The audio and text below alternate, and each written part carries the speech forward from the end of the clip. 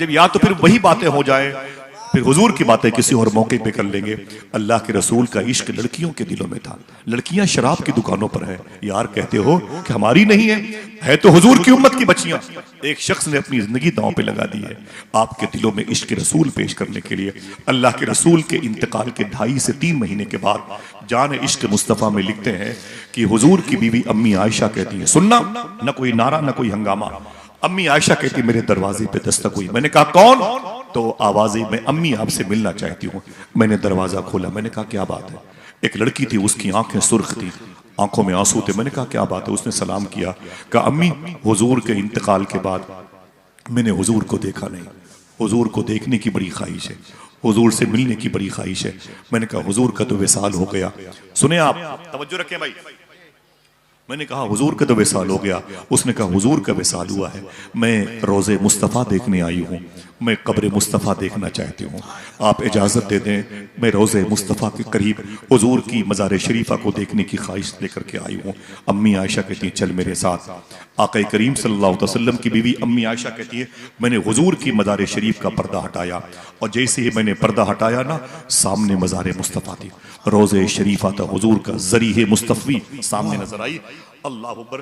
अम्मी आयशा कहती मैंने खड़ी होकर के कहा अस्सलातु वस्सलामु अलैका या रसूल अल्लाह सल्लल्लाहु ताला अलैहि वसल्लम। क्या कहा था शायर ने कि आक़ा करीम सल्लल्लाहु अलैहि वसल्लम की इस बारगाह नूरो करम के करीब में कि सुकून कल्ब की लहरों से यूं महसूस होता है कोई है माइले लुत्फो करम पोशीदा पोशीदा। हाय हाय, कोई है माइले, मैं चुप खड़ा हुआ हूँ दरबारे मुस्तफ़ा में, आंखों से बोलता हूँ दरबारे मुस्तफ़ा में।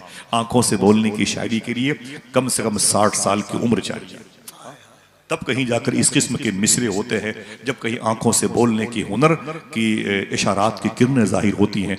अम्मी आयशा कहती है मैंने हुजूर की बारगाह में सलाम किया, लेकिन मैंने उस लड़की को देखा तो वो लड़की बेकरार थी और रोज़े मुस्तफ़ा के करीब ज़मीन पर बेताबाना बैठ गई और अल्लाह के रसूल की मज़ार शरीफा की मिट्टी को अपने हाथों से मलकर अपने चेहरे पर मलने लगी। हुजूर की मज़ार शरीफा की मिट्टी को उठाती, उसे चूमती, उसे आंखों से लगाती, उसे अपनी पेशानी पर सजाती और रोती, मदीने वाले आका आप कहाँ चले गए हैं?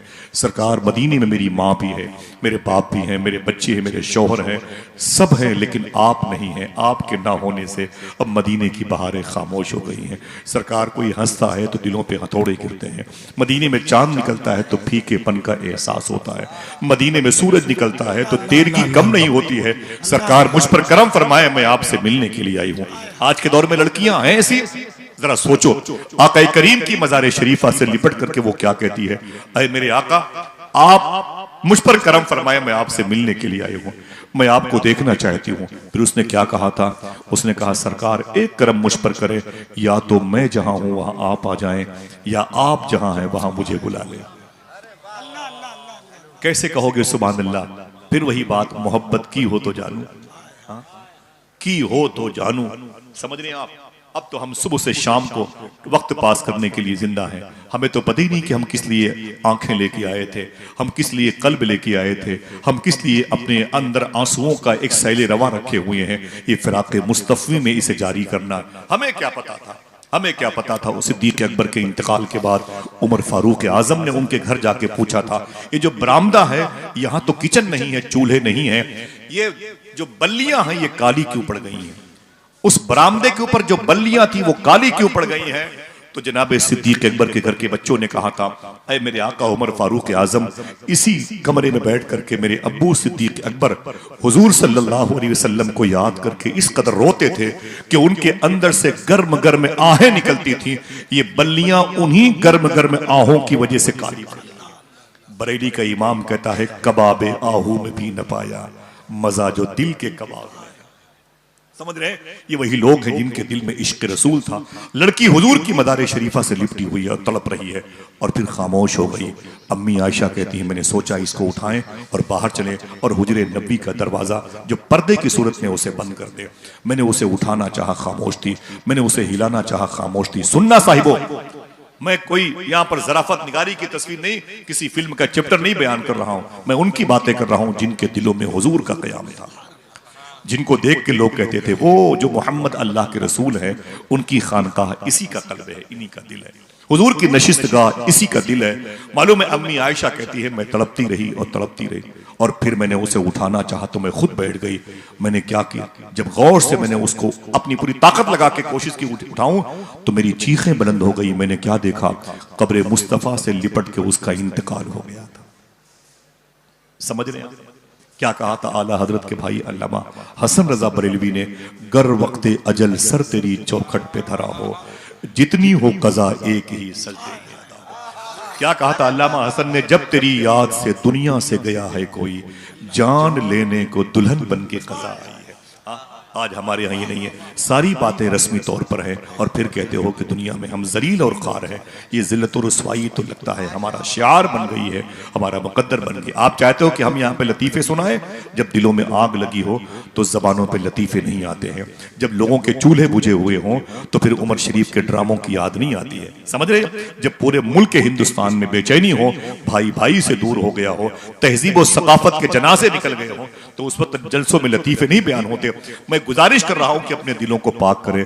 ये दिल हुजूर की मोहब्बत का एटीएम है, संभाल करके रखें इंशाअल्लाह, ताकि लोग आपको देख के कहे बड़े लतीफ हैं, नाजुक से घर में रहते हैं। मेरे हुजूर मेरी चश्मे तर में रहते हैं, कयाम उनका ना फर्शे जमीन आरशे बरी, वो अपने चाहने वालों के घर में रहते हैं। 6 महीने के बच्चे को अभी सही तरीके से देखना नहीं आया, 70,000 का मोबाइल दे दिया। वो 6 महीने का बच्चा निप्पल बॉटल हटा करके पबजी गेम खेलने वालों की टीम का हिस्सा बन रहा है। आप कामयाब हैं कि मेरा बेटा मोबाइल चलाना जानता है। ये उम्र थी बच्चों की। आज से तकरीबन 150 साल पहले एक बच्चा पैदा हुआ था, निबहान। निबहान कहाँ है? ये बैतुल मुकद्दस है। यहाँ से तकरीबन 150 किलोमीटर के फासले पर रमल्ला, गाजा, खान यूनुस है और उसी के करीब में निबहान एक बस्ती थी। एक बच्चा पैदा हुआ था, इस शेख इस्माइल के घर में पैदा हुआ था। जब बच्चा पैदा हुआ तो आपने अपनी बीवी से कहा था, खबरदार बगैर वजू के मेरे बेटे को दूध न पिलाना। क्या करने आप आए यहाँ पर? पैसे फालतू थे, पेट्रोल जला के आए हुए, क्या मतलब था? क्या घर में आपको घर वाले लोड समझते थे आपको, इसलिए आ गए? ना ना ना ना, आप एक चिराग हैं, इसी चिराग को लेके जाइएगा ताकि चिराग से चिराग जलता रहे। समझे, आपकी जिम्मेदारियां हैं।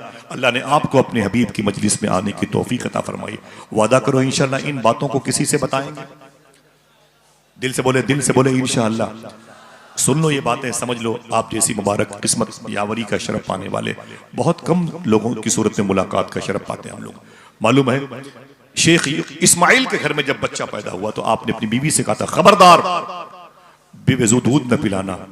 माँ दूध पिलाती थी, जब कुरान पढ़ती तो बेटे को गोद में ले लेती थी। अल्लाह अकबर। दुरूद पढ़ती तो अपने बेटे को कानों में, नातों की लोरियां अपने बेटे को सुनाती। बेटे का नाम रखा गया शेख यूसुफ। कोई एक आदमी बोले क्या नाम रखा गया? आवाजें क्या नाम रखा गया? बाप का नाम था इस्माइल और शहर का नाम था निबहान। 150 साल पहले के बुजुर्ग हैं। अब पूरा टाइटल यूं बन गया, शेख यूसुफ बिन इस्माइल नबहानी। बड़े बुजुर्ग हैं, आप नहीं जानते इनके बारे में, मैं ज्यादा बताना भी नहीं जानता। मालूम है अल बुरहान नाम की किताब है, उस किताब को पढ़ें, उसके मुकद्दमे में एक जुमला लिखा हुआ है। देखें भाईजान, कबील भाई आप है तो मुझे ये बात याद आई, उलमाए किराम बैठे हुए हैं। उस किताब में लिखा हुआ है कि एक सैयदजादे कहते हैं कि मैं मदीने शरीफ की गली से गुजर रहा था, अचानक भाईजान देखें, अचानक कुछ किताबें तकसीम हो रही थी। मैं गया और मैंने एक किताब ले ली, उस पे शेख यूसुफ का नाम लिखा हुआ था। शेख यूसुफ का नाम लिखा हुआ था। मैंने समझा कि शेख यूसुफ बिन इस्माइल नबहानी की शख्सियत पर कोई किताब है। मुझे क्या पता था, उल्टा तजाद था। उनके खिलाफ किताब लिखी थी और मक्के की गलियों में, मदीने गलियों में किताबें बढ़ रही थी। मैंने उस किताब को लिया और हाथ में लेके एक गली से गुजरा तो एक अजीम बुजुर्ग के मकान के करीब से गुजर रहा था।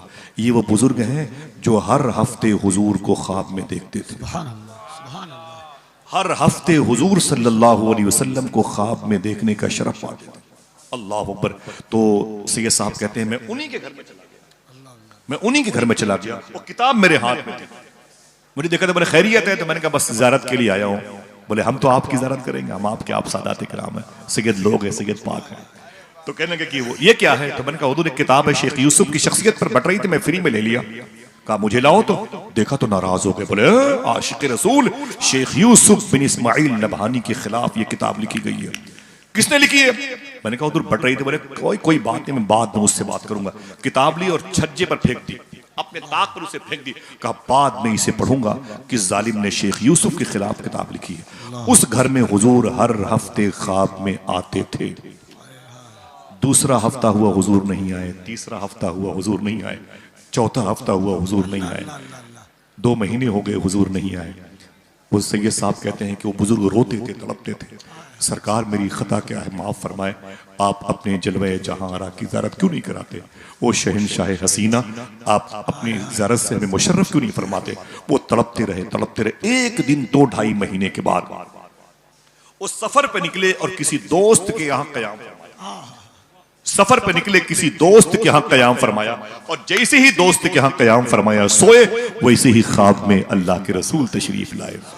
जैसे हुजूर तशरीफ लाए, हुजूर के नालैन पकड़ के बैठ गए। सरकार मैं माफी चाहता हूँ, मैं जानता हूँ कि मेरी आंखें इतनी पाक नहीं कि आपको देखें, मैं जानता हूँ कि मेरी फिक्र इतनी अच्छी नहीं कि मैं आपको देख के दुरूद पढ़ सकूं, मैं जानता हूँ कि मेरी तहजीब और सकाफत और लिसानियात इतने अच्छे नहीं है कि मैं आपको देखूं और नाते पढ़ूं सरकार, लेकिन हर हफ्ते आप मुझे अपनी ज़ियारत का शरफ अता करते थे। सरकार क्या बात है, 2 महीने 2.5 महीने हो गए, आप ख्वाब में आना बंद कर दिए हैं, जवाब सुनोगे?